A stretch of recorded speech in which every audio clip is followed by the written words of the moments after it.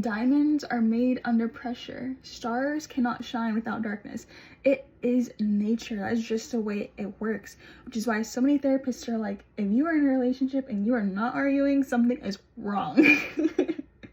Because nature itself shows you that you need hard times to grow and to prosper. I'm not saying like you should take on abuse and like all those other things, especially like really toxic relationships. I'm not talking about that. Obviously, get out of those situations if you can.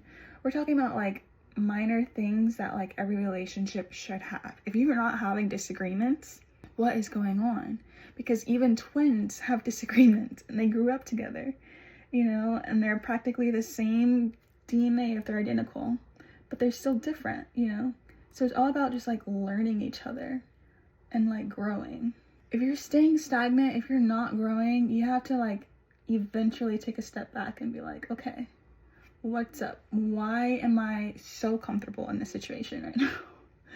And I'm not saying like not arguing isn't healthy, because let's be honest, I believe it is possible to not argue in a relationship because of the definition of arguing. I think arguing just has a negative connotation to it for everyone that has like healthy adult conversations on disagreements. They're like, that's not arguing.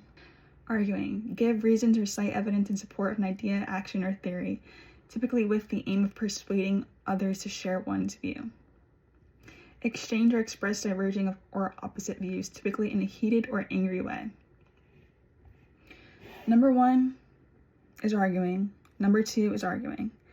Heated or angry way, that is what people say, like me and my partner don't do. I think they should acknowledge that, because number 1, giving reasons or cite evidence in support of an idea, action, or theory, couples do that all the time. Individuals do that all the time.